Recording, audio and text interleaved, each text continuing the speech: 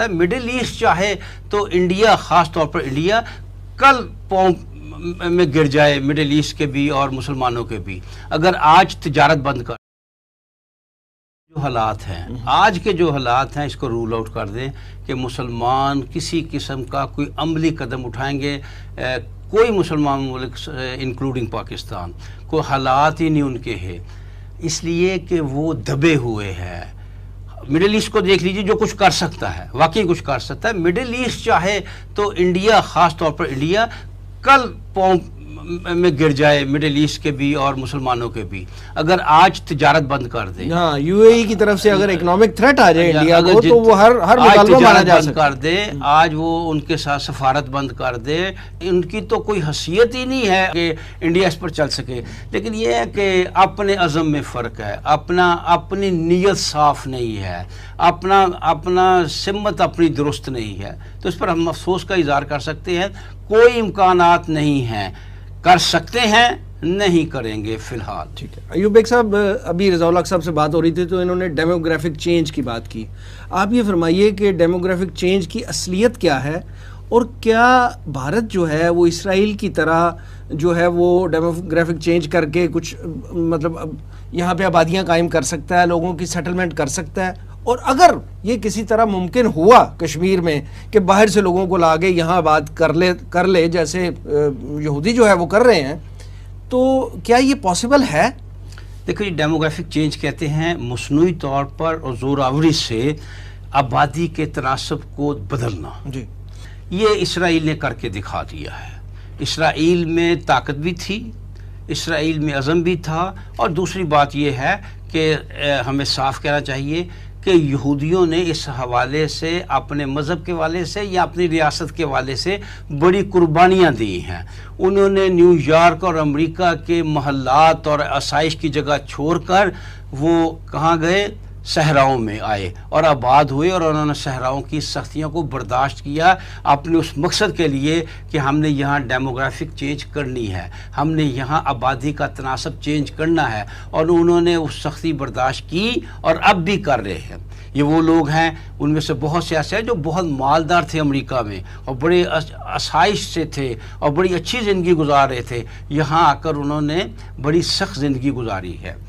میں یقین سے کہہ سکتا ہوں اللہ کے حکم سے ہندو یہ کام نہیں کر سکے گا۔ آپ کے خیال میں اس کی کیا وجہ؟ دو وجہ ہے۔ ایک تو ہندو کی کمٹمنٹ اس طرح کی نہیں ہے جس طرح کی یہودی کی اسرائیل کے لیے کمٹمنٹ ہے، یعنی اپنے مذہب کے حوالے سے اور اپنے دیش کے حوالے سے ہے بھی، تو مذہب کے یعنی کشمیر کے حوالے سے نہیں ہے کہ انہیں ایک عام ہندو کو کشمیر کی اتنی ضرورت نہیں ہے جتنی کانگریس یا بی جے پی کی حکومت سمجھتی ہے۔ اصل میں بات کیا تھی، تھوڑا سا ہسٹری میں جائیں، پنڈت نہرو جس کا کی رول تھا تقسیم ہند میں، اصل میں وہ کشمیری پنڈت تھا، اس کا ایک جذباتی لگاؤ تھا کشمیر کے ساتھ۔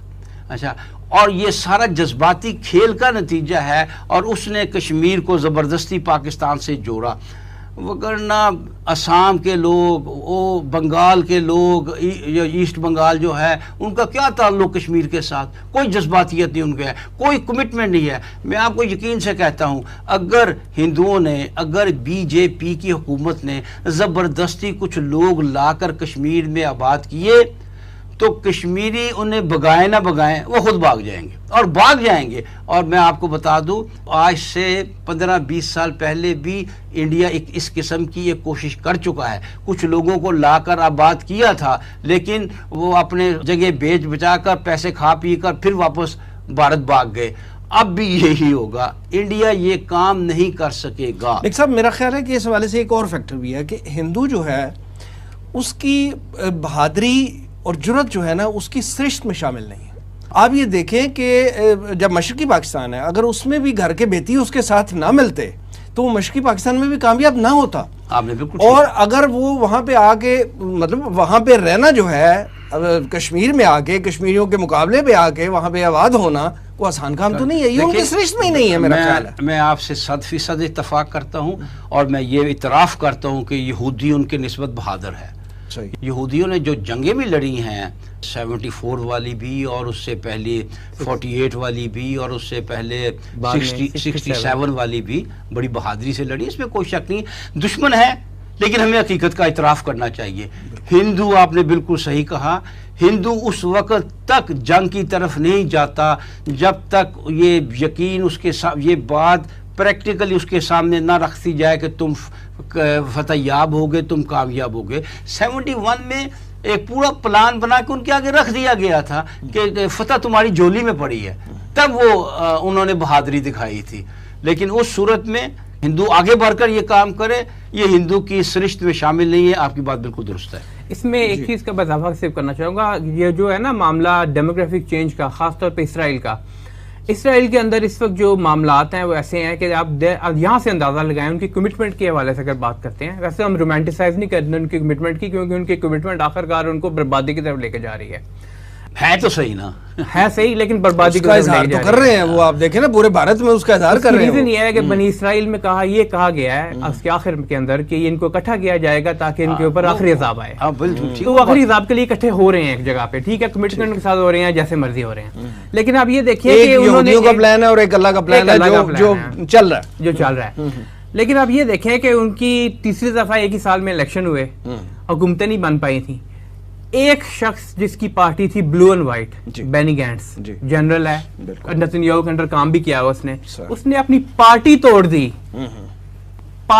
دی، بلو اینڈ وائٹ، تاکہ آدھی پارٹی نیتن یاہو کے ساتھ مل سکے، میجورٹی مل سکے اور نیشنل یونٹی گورنمنٹ بن سکے۔ اور اس کے بعد اعلان کیا کہ جارڈن ویلی کو نیکس کرنے جا رہے ہیں ہم، ویسٹ بینک میں 7000 نئی سیٹلمنٹس بنانے لگے ہیں، سیریا پہ حملے شروع کر دیا اور ادھر ادھر اور جگہوں پہ حملے بھی شروع کر دیا۔ پاکستان کو کوئی سبق لینا، انڈیا اس لیے بھی کامیاب نہیں ہو پائے گا ان چیزوں میں کہ علاقوں کا اور ان چیزوں کا بھی بہت زیادہ فرق